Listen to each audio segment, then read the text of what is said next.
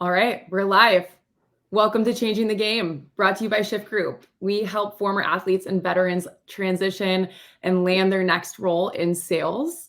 With only 30% of all sales roles being held by women, Changing the Game aims to highlight female sales leaders and the impact they're making in the industry. My name is Jordan Duran. I'm your host.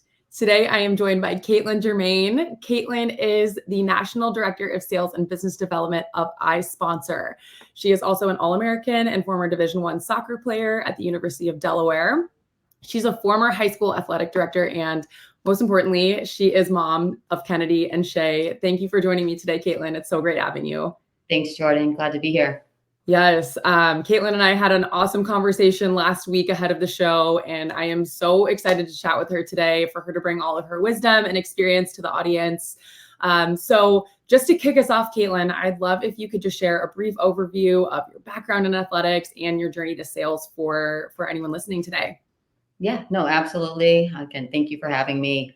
For me, soccer was really the motivator that paved my way to the University of Delaware.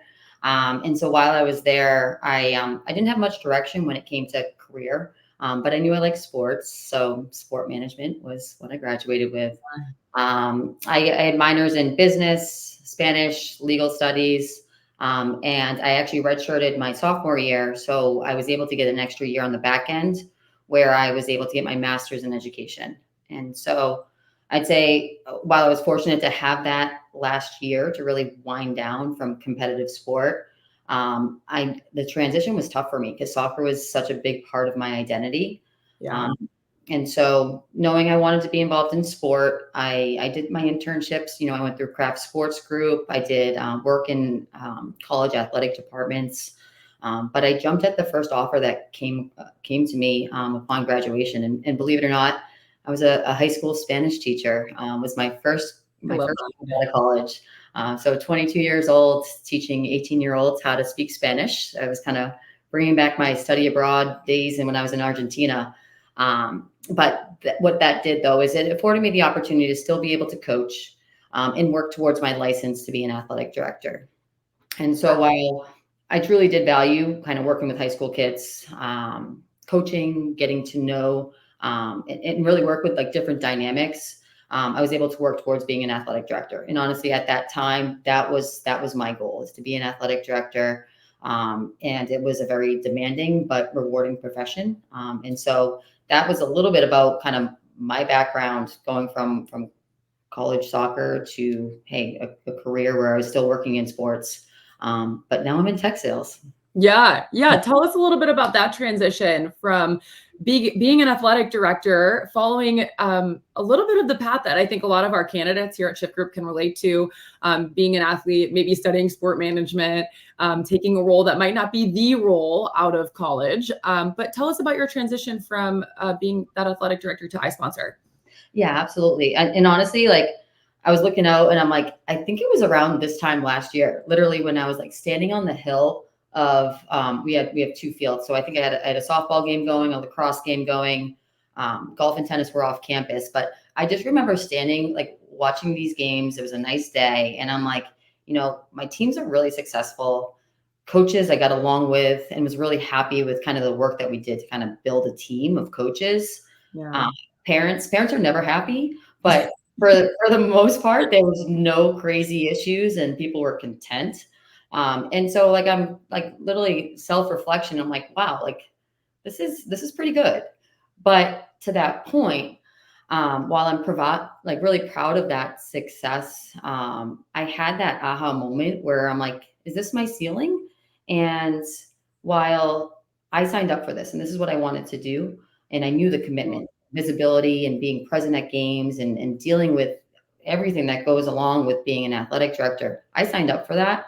But I kind of hit that moment where, hey, here I am, but I'm missing dinner with my kids. I want to be able to attend t-ball practice and go to learn to skate and coach them in soccer.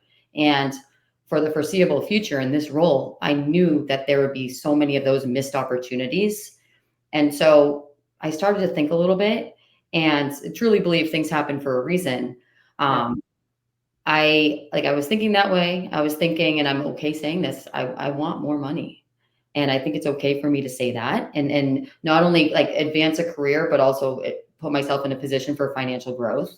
And so timing was right, where I'm having all of these thoughts, and I just happened to pop onto LinkedIn, and I see J.R. Butler, who I used to train with at Holy Cross in the summers, as well as like Shift Group blowing it up. And I'm like, you know what? Let's kind of try this out. And so I messaged Dylan, who is my coach, and I guess one thing led to another, and here I am. I love that story of your journey, not only because you have the experience of being a candidate in Shift Group's process yourself, but your journey, I feel it aligns with a lot of the things I've heard from some candidates coming through Shift Group.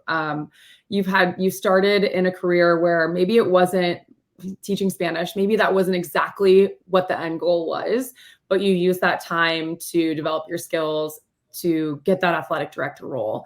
And then I so totally relate to everything happens for a reason as well too. You were able to get connected to Shift Group and make the transition.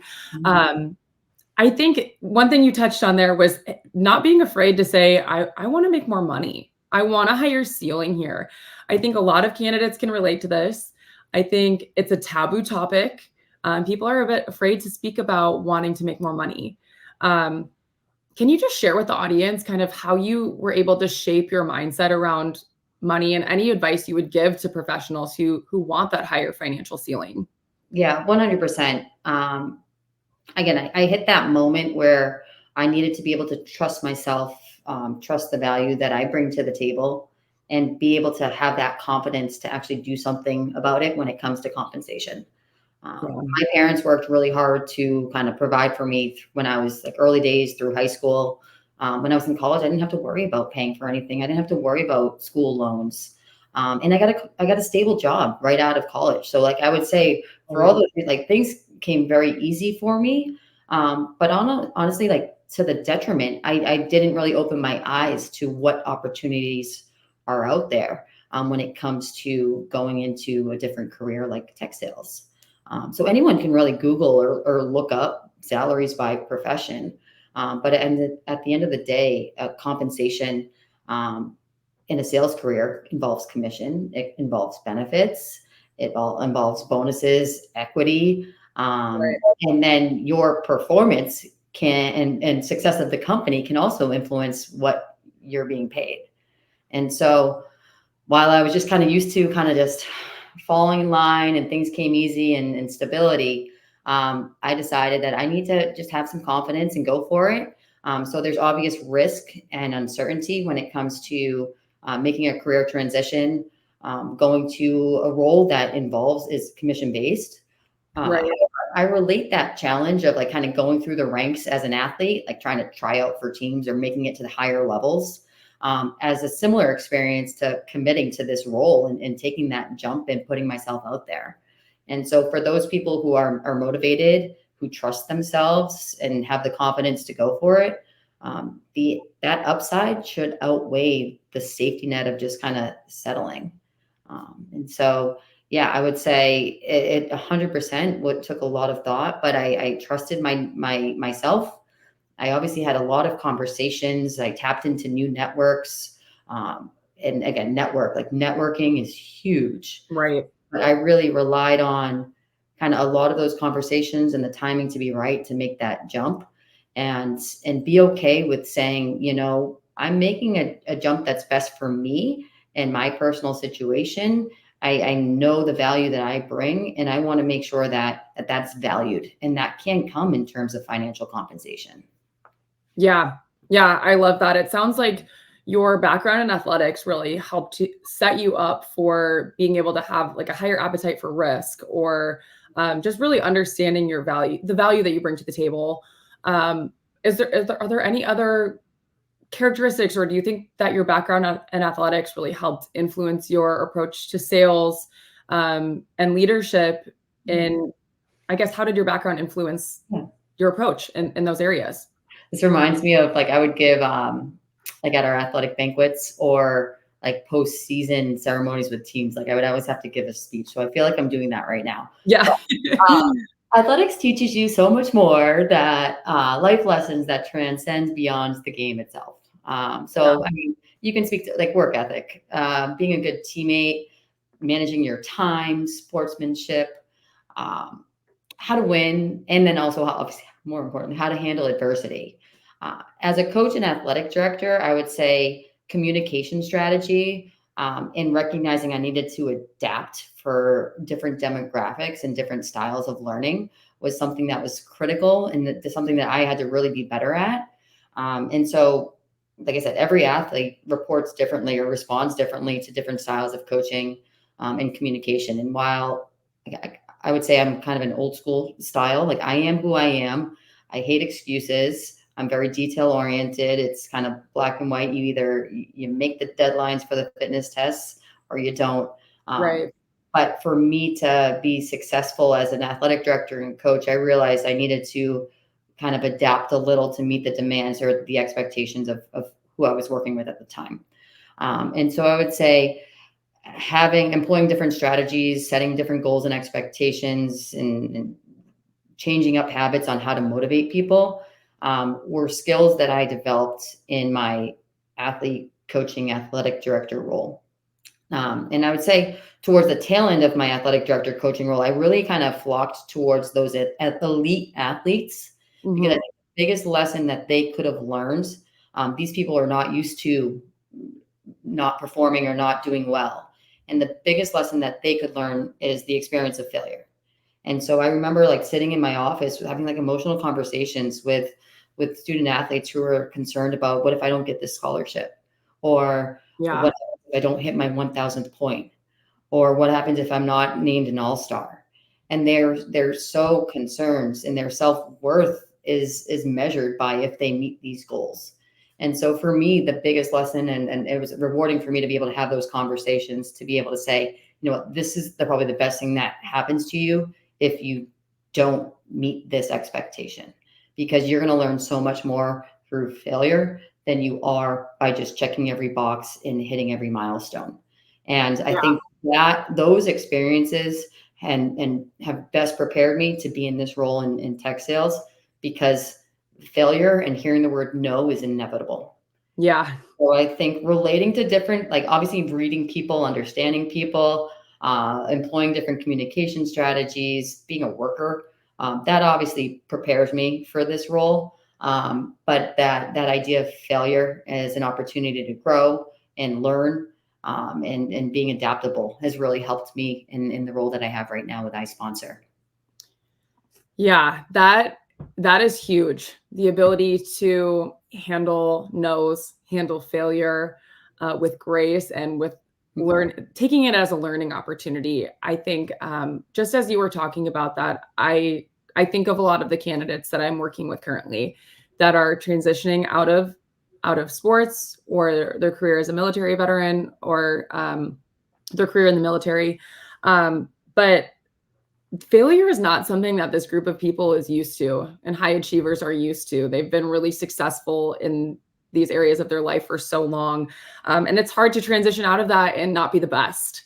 So it sounds like, I mean, it sounds like just the ability to handle no. I mean, what advice would you give these candidates that are having a hard time accepting that they're not the best at this moment? Is there anything else that you would share with them or tell them to keep pushing through? Yeah, resilience is a big thing, for sure. And as someone who prides themselves off of work ethic and doing things the right way, being a perfectionist, the reality is that you're going to hear it. You're going to hear no. It's laughable how denial can come in many different forms. But again, we are conditioned to try and do what's best. I would say, again, going back to that idea of trusting yourself, understanding no's are opportunities for learning.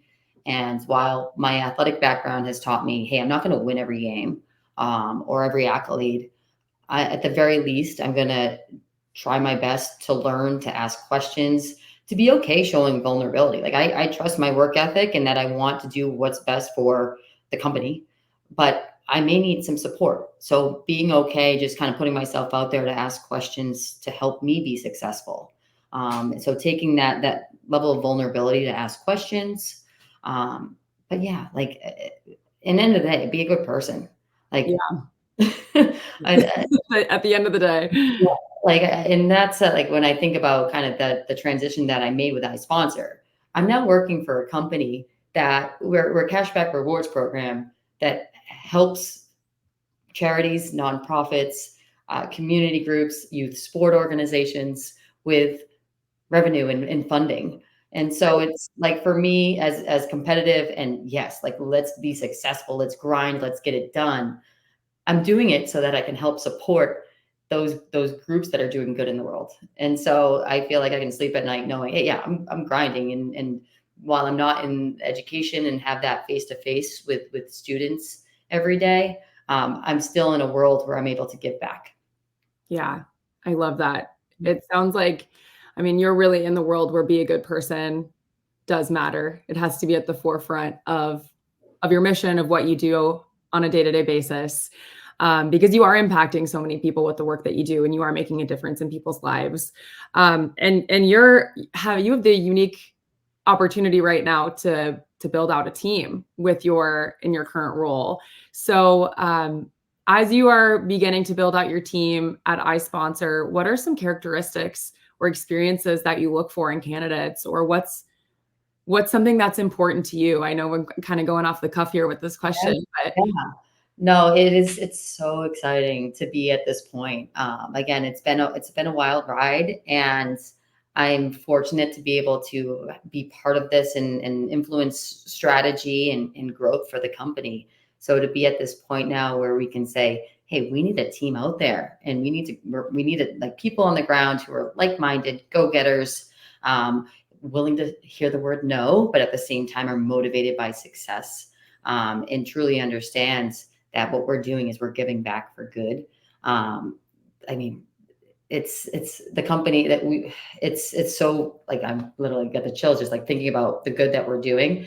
But yeah, yeah, like so we through the shift relationship, we're excited to be partnering and hoping that we can afford anyone that's a candidate and through shift the opportunity to make immediate income by working and selling some of our products with iSponsor. So we just launched a new premium subscription where consumers can have access to wholesale rates for travel, as well as access to over 300,000 brands for discounted coupons that they can use at national name brands. And so we have a while also being tied to a charity or group that they want to give back to. And so we have a product that really sells itself. It's now just finding those people who are like-minded and willing to kind of jump into the iSponsor movement to get out there and sell. So it's nice that, hey, when I think about my experience with Shift and the characteristics that I possess, I would say that that same applies for any college athlete or veteran who is really motivated, competitive, looking to get after it. And so yeah, like I mean, we're hiring rapidly and growing rapidly. So yeah, it's exciting that we can leverage Shift in your candidate pool to be part of this. Um, yeah. yeah, yeah. We're really excited too.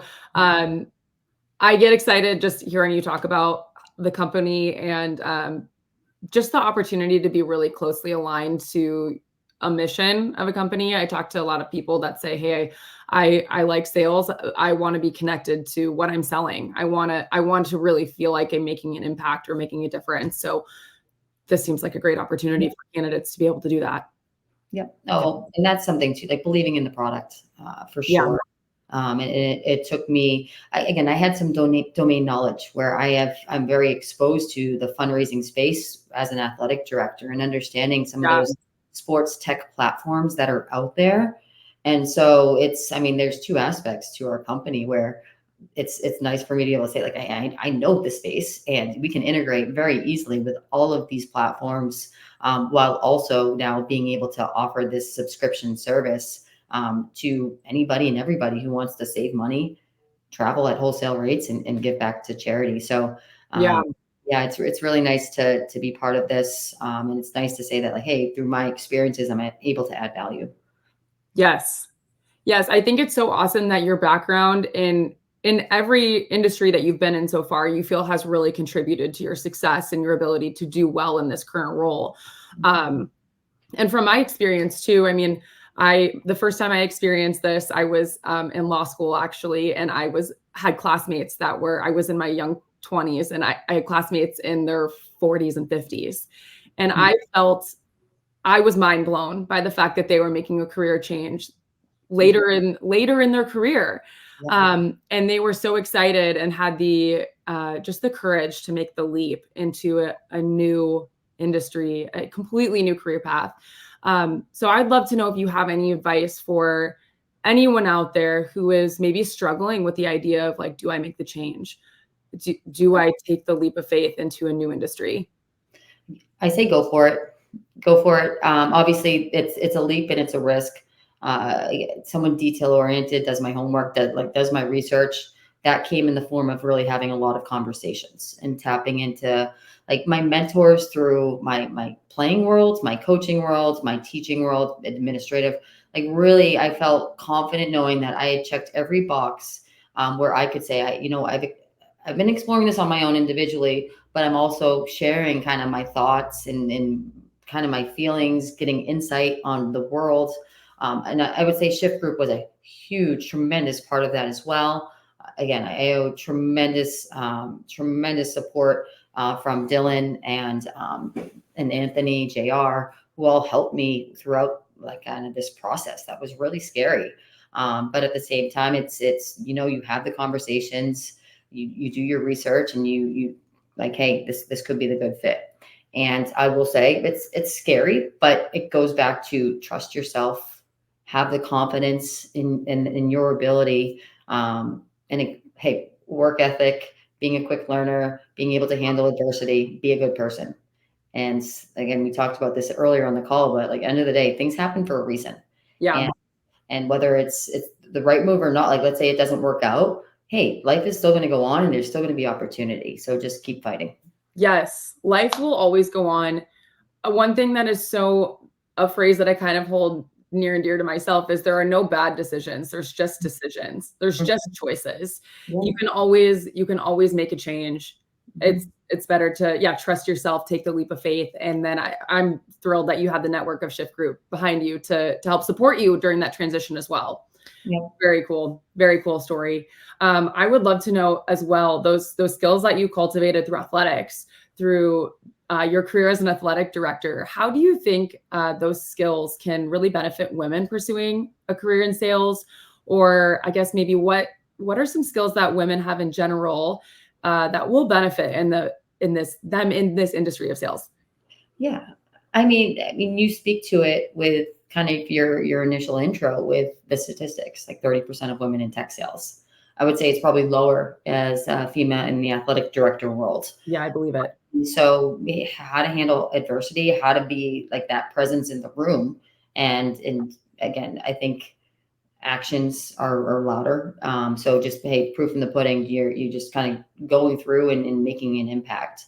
I guess I'd like to speak to just like it's around this time every year where we celebrate Women in Sports Day. And so as a player, as a coach, and as athletic director, I've celebrated this event. Historically, it's been at Faneuil Hall in Boston. I think this year it's actually at Gillette Stadium, but it's one space where you have all of these influential females that have a role in sport in one room. And it's so empowering to hear their stories. I just think about, I think it was a couple of years ago when I went and I brought some of my players as the athletic director, where you hear from like a woman in the 1960s who had like her only opportunity was to either play basketball or be a cheerleader. And if you were a basketball player, you were discouraged from running a lot because it would impact fertility. And so like you hear that experience and it's like, okay. Then you hear somebody from like the 1970s or 80s where they talk about the impact of Title IX, which opened doors for opportunity, yet they still speak to the inequities when it comes to like access to resources, facilities, equipment. Yeah.